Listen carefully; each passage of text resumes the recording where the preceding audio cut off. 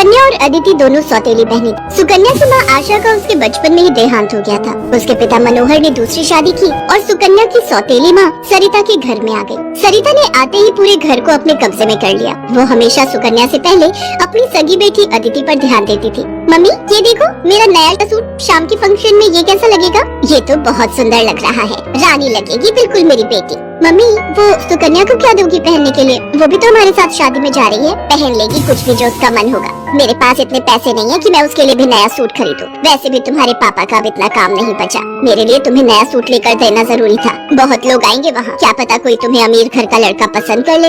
अरे सरिता, कभी कभी अपनी बड़ी बेटी सुकन्या के बारे में भी सोच लिया करो। वो बेचारी भी तो शादी लायक है।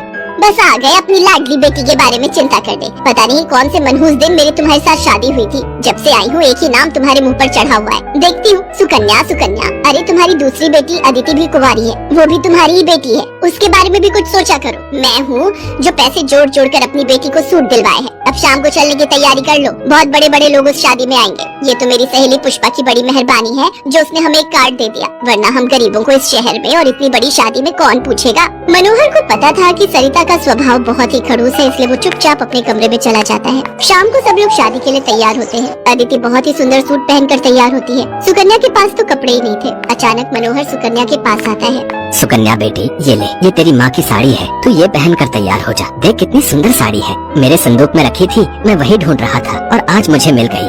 पिताजी ये माँ की साड़ी सचमुच, ये साड़ी तो बहुत सुंदर है। शुक्रिया पिताजी, आज आपने माँ की ये साड़ी देखकर मुझे बहुत खुशी दी है। हाँ बेटी, अब ये साड़ी पहनकर जल्दी से तैयार हो जा, देखना तब से सुंदर लगेगी मेरी बेटिया। सुकन्या अपनी माँ की साड़ी पहनकर तैयार हो जाती है। सब लोग शादी में पहुँचते हैं। सरिता जानबूझकर अदिति को ही आगे कर रही थी ताकि वहाँ लोग अदिति को ही देखें। तभी एक बहुत ही बड़े परिवार के लड़के आशीष की नजर सुकन्या पर पड़ती है। सुकन्या बिल्कुल अकेली खड़ी थी। वो लड़का उसके पास आया और उससे बात करने लगा। हेलो, मेरा नाम आशीष है और आपका? जी मेरा नाम सुकन्या है। अच्छा नाम है आपका। वैसे आप यहाँ अकेली क्यों खड़ी हैं? चलिए ना, वहाँ डांस फ्लोर पर सब लोग डांस कर रहे हैं। आशीष को सुकन्या से बात करता देख सरिता आशीष के पास आती है। सुकन्या बेटा, तुम्हारे पापा तुम्हें बुला रहे हैं, इनके साथ अदिति डांस कर लेगी। अब हाँ, क्यों नहीं, प्लीज। मनोहर ने तो सुकन्या को बुलाया ही नहीं था। ये सब तो सरिता की चाल थी। थोड़ी देर बाद सुकन्या फिर से खड़ी थी। अदिति आशीष के साथ डांस करने लगती है। आशीष अभी भी सुकन्या की तरफ ही देख रहा था। शायद उसे सुकन्या पसंद आने लगी थी। आशीष पूरी शादी में सुकन्या से बात करने की कोशिश करता रहा, पर बार बार सरिता अदिति को बीच में लाने लगी। पर आशीष के मन में तो कुछ और ही चल रहा था। एक दिन जब सुकन्या घर के काम कर रही थी तो अचानक मनोहर के साथ आशीष और उसके माता पिता आ जाते हैं। सरिता, जाकर जल्दी से चाय नाश्ते का इंतजाम करो। घनश्याम जी अपने बेटे आशीष का रिश्ता हमारी सुकन्या के लिए लेकर आए हैं। क्या? सुकन्या के लिए आशीष का रिश्ता?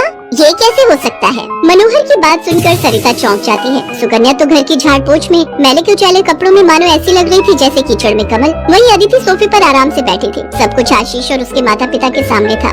सुकन्या बेटिया, जाओ जल्दी से तैयार हो जाओ। अदिति, जाओ अपनी दीदी को तैयार कर दो। कोई जरूरत नहीं है तुम्हें उसे तैयार करने की। तुम उसकी नौकर नहीं हो जो उसे तैयार करो, अपने आप हो जाएगी तैयार। ये रिश्ता उसके लिए आया है, अदिति उसकी नौकरानी नहीं है। अंदर चल रही सरिता और मनोहर की बातें थोड़ी थोड़ी आशीष और उसके माता पिता के कानों में आ रही थी, इसलिए मनोहर बाहर आ जाता है। मनोहर जी, हमारे बेटे आशीष को आपकी सुकन्या उस दिन बहुत पसंद आई थी और वैसे भी हम आशीष के लिए लड़की ढूंढ ही रहे थे, इसलिए अचानक ही आपको मैंने फोन मिला दिया। मेरी सुकन्या तो बहुत किस्मत वाली है जो आप जैसे इतने बड़े घर का रिश्ता उसके लिए आया, वरना हम तो, मैं आपको क्या ही कहूँ। घनश्याम जी, आपने सचमुच मुझ पर बहुत बड़ा उपकार किया है। नहीं नहीं मनोहर जी, इंसान दिल से अमीर होता है। आपने अपनी बेटी सुकन्या को जो संस्कार दिए हैं वो किसी धन दौलत से कम नहीं। तभी सुकन्या चाय नाश्ता लेकर आ जाती है। सुकन्या का रिश्ता पक्का हो जाता है। भाई साहब, हमें आपकी सुकन्या बहुत पसंद है। हम तो जल्द से जल्द शादी करके सुकन्या को अपने घर की बहू बनाकर ले जाना चाहते हैं। बस आप शादी की तैयारियां कीजिए। आशीष के माता पिता के मुंह से ये बातें सुनकर मनोहर की खुशी का ठिकाना नहीं था। सुकन्या आज एक बहुत बड़े घर की बहू बनने जा रही थी। आशीष के माता पिता रिश्ता पक्का करके चले जाते हैं। कुछ दिनों बाद सुकन्या की शादी की तारीख निकल आती है। सरिता, मैं देख रहा हूँ जब से सुकन्या की शादी पक्की हुई है तुमने सुकन्या से बात तक करना छोड़ दिया है। ये ठीक नहीं। तुम अपनी बेटी की शादी करो, मैं इस शादी में कोई हाथ नहीं लगाऊंगी। ये रिश्ता मेरी बेटी के लिए था। मैं चाहती थी आशीष के साथ अपनी बेटी का रिश्ता करना, पर तुम्हारी उस सुकन्या ने सब काम खराब कर दिया। ये तुम गलत कह रही हो सरिता। सुकन्या के लिए आशीष के माता पिता खुद से रिश्ता लेकर आए हैं। तुम्हें तो खुश होना चाहिए। तुम क्यों सौतेलापन सुकन्या के साथ रख रही हो? तुम्हें तो उसकी सगी माँ बनकर उसे विदा करना चाहिए। मैं इसलिए तुम्हें उसकी माँ बनाकर लाया था, वरना क्या? क्या कहो तो मैं अभी ये घर छोड़कर चली जाती हूँ। बोलो। मनोहर की बात